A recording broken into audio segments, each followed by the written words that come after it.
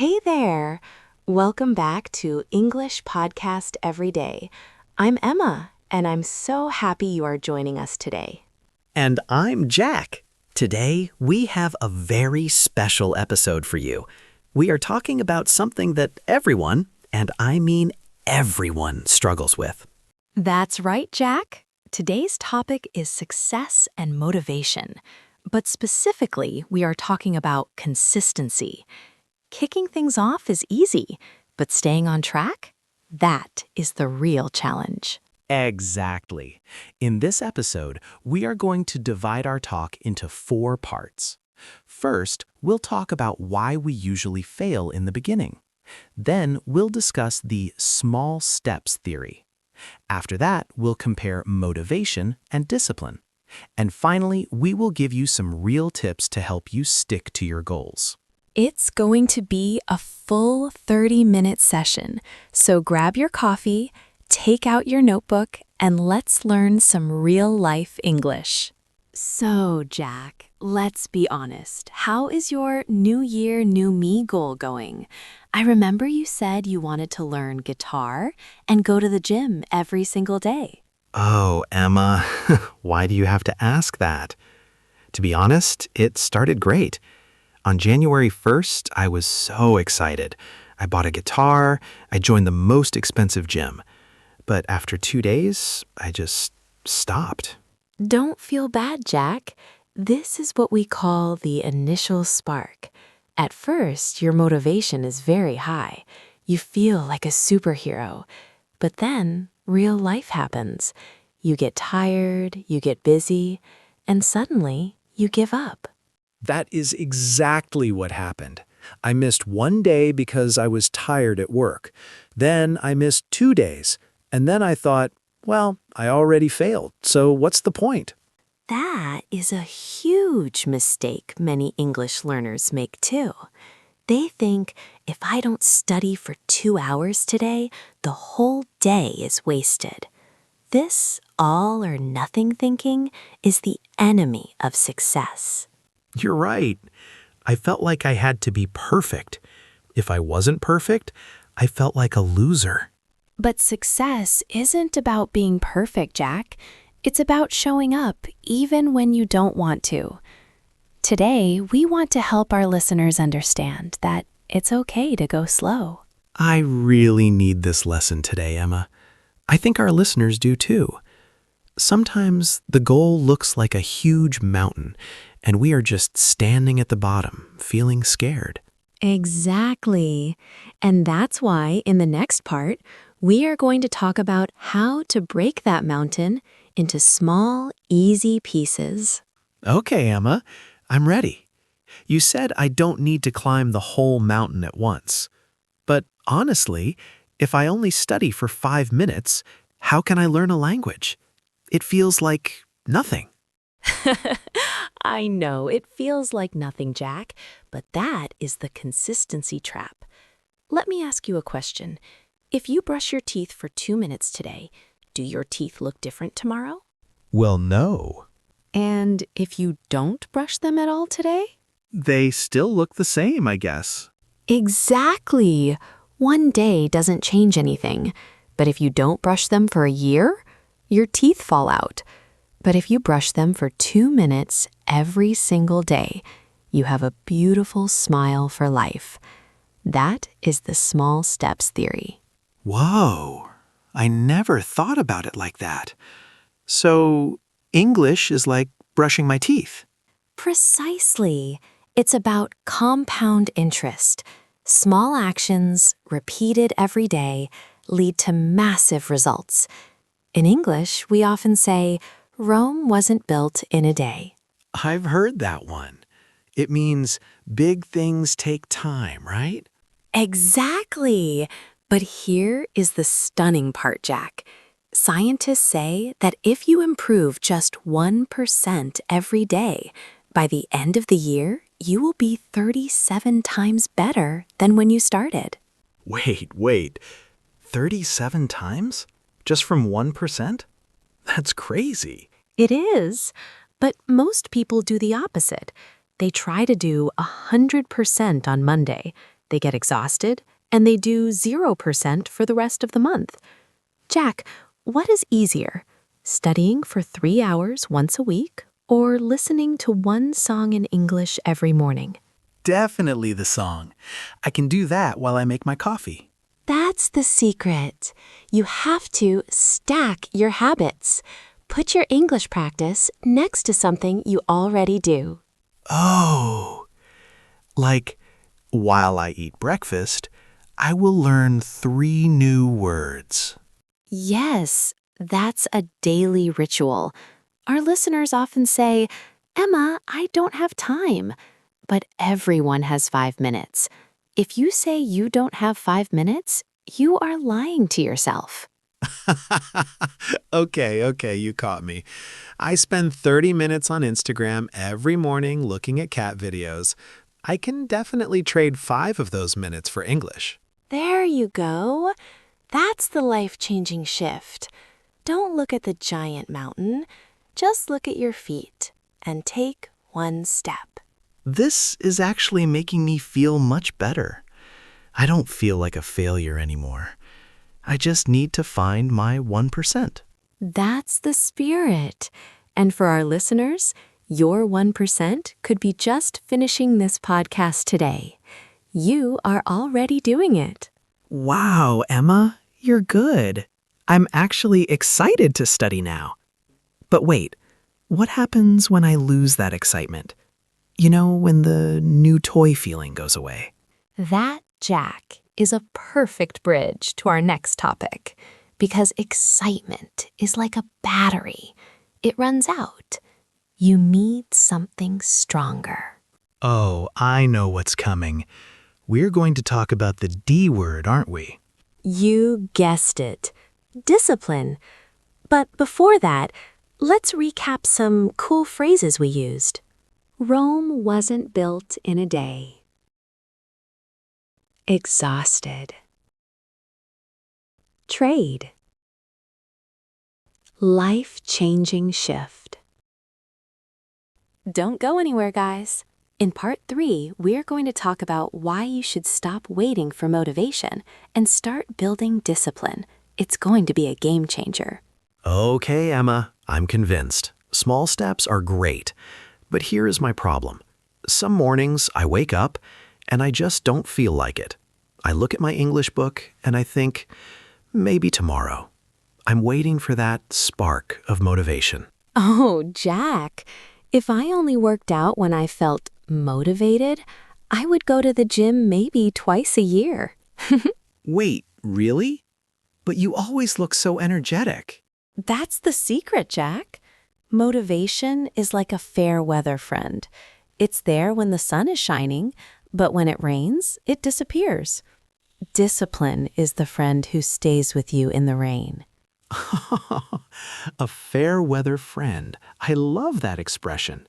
So motivation is a feeling, but discipline is a choice. Exactly. Let's look at a daily example. Jack, do you wait to be motivated to put on your seatbelt when you get in a car?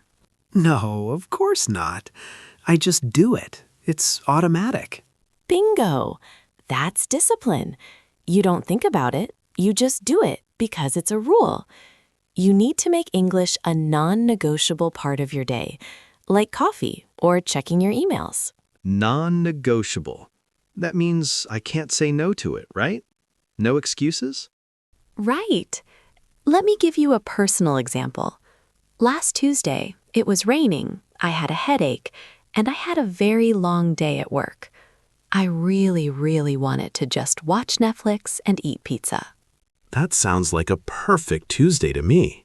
It does, but I have a discipline rule. Never miss twice.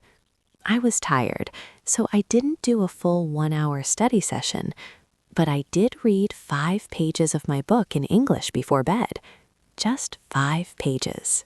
So even when you're not in the mood, you do a little bit? Yes, because showing up is 80% of the battle.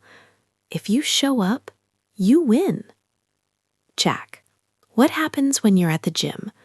Is the hardest part the workout or just getting into your car to go there? definitely getting into the car. Once I'm at the gym, I'm fine. I actually enjoy it. It's the same with English. The hardest part is opening the app or the book. Our brain tries to protect us from hard work, so it makes excuses. I'm too tired. I'm too busy. My dog ate my homework. Hey, my dog actually did eat my notebook once. But I get it. I need to stop listening to my excuses. Right. Motivation is for amateurs. Discipline is for professionals. If you want to speak English like a pro, you have to act like one. You have to be your own boss. I like that. I am the boss of my English. But Emma, what if I have a really, really bad day? Like a total disaster? That's okay. Even bosses have bad days. The goal isn't to be a robot. The goal is to not let one bad day turn into a bad week. If you fall down, just get back up. Don't sit on the floor and cry about it. Okay, no more crying on the floor for me. I'm going to build my discipline muscle. Good. Because in the next part, we're going to give you the actual tools to build that muscle. We have a challenge for you and our listeners. All right, Emma. I have my notebook ready. You've convinced me about discipline and the 1% rule. But I'm a busy guy. I have a job, I have friends, I have a cat that needs attention. Give me the secret weapons. How do I actually do this? I love your energy, Jack. Okay, let's talk about 3 secret weapons for your English toolkit. Secret weapons? Sounds like a spy movie. I'm in. Weapon number 1 is environment design. Most people fail because their environment makes it hard to study. For example, where is your English book right now? It's under a pile of magazines in the closet. See? That's the problem. If you want to study, you have to make it invisible to fail. Put your book on your pillow. Change your phone's language to English. Put a sticky note on your mirror. Make it impossible to forget. So instead of fighting my brain, I'm changing my room. Exactly. Don't rely on your memory. Rely on your eyes. If you see it, you'll do it. Okay, that's smart. What's weapon number 2? This one is my favorite, the 5-minute rule. When you feel that I don't want to feeling, tell yourself, I will only do this for 5 minutes. If I want to stop after 5 minutes, I can. Wait, I can actually stop. Yes, but here's the trick, Jack. Usually the hardest part is starting. Once you start, you realize it's not so bad, and you end up doing 20 minutes. But you give yourself permission to stop, to lower the stress. That's clever. It's like tricking my brain to get off the sofa. Exactly. And the third weapon, language immersion at home. You don't need to fly to New York to learn English. You can turn your home into New York. How? By eating more hot dogs? Maybe, but no. Talk to yourself. I know it sounds crazy, but when you are cooking, say, now I am cutting the onions. Now I am boiling the water. Use the English you have. Now I am feeding the cat. The cat is happy. Hey, I can do that. It's like a live commentary of my life. Exactly. In the US, we call this self-talk. It builds the bridge between your brain and your mouth. You stop translating and start thinking. These are actually very easy. Environment design, the 5-minute rule, and self-talk. You just need to take action. Knowledge is not power. Applied knowledge is power. Wow, Emma. I feel like I just went to a success boot camp. My notebook is full and my brain is buzzing. That's what I like to hear. But remember, Knowing these tips is only the first half. The second half is actually doing them when this podcast ends. I'm ready to start my self-talk right now. Now Jack is feeling very motivated. Now Jack is ready for the challenge. Perfect. Hold that thought, Jack, because we have one last thing for our listeners before we go. Emma, I have to be honest. This conversation changed my perspective. I came here today feeling a bit like a failure because I couldn't stay consistent. But now I feel like I have a map. I'm so happy to hear that, Jack. And that's the goal of our podcast.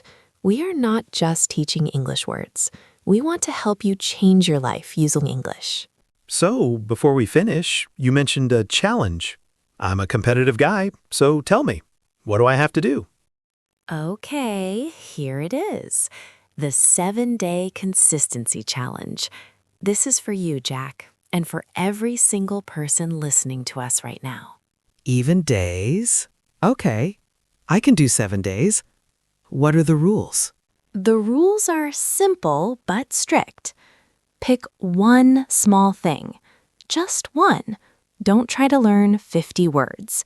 Maybe it's listening to 5 minutes of this podcast or writing 3 sentences in a journal. The never miss twice rule. If life happens and you miss Monday, you must do it on Tuesday. No excuses. Check in.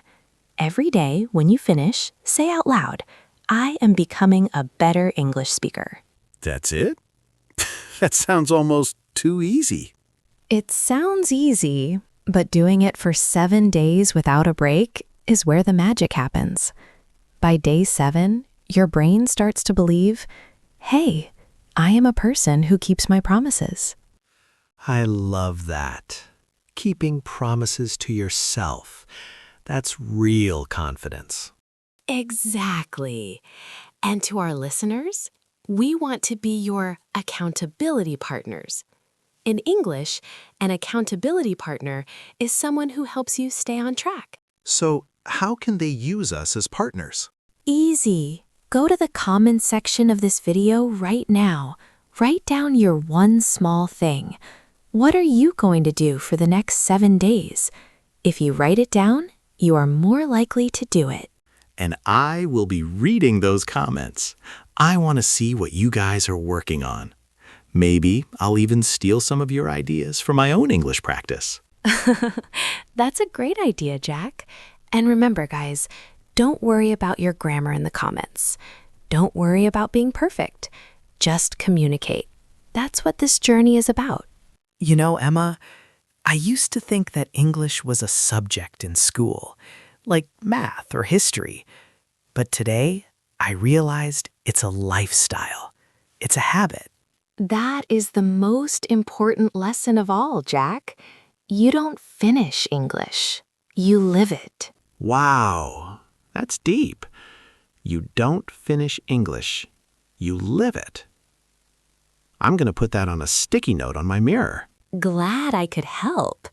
Well, we've covered a lot today. We talked about why we fail, the 1% rule, the difference between motivation and discipline, and those secret weapons for your toolkit. It's been an amazing podcast.